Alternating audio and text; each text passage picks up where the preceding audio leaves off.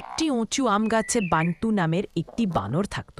গাছের নিচে মাটিতে কাল্লু নামের একটি খরগোশের গর্ত ছিল, আর গাছের সবচেয়ে উঁচু ডালে কুক্কু নামের একটি কবুতরের বাসা ছিল।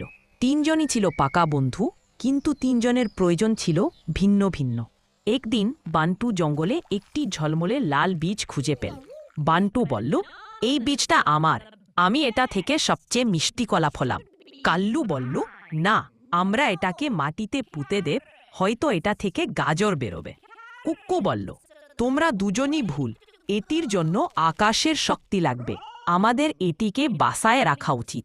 তিনজন ঝগড়া শুরু করে দিল।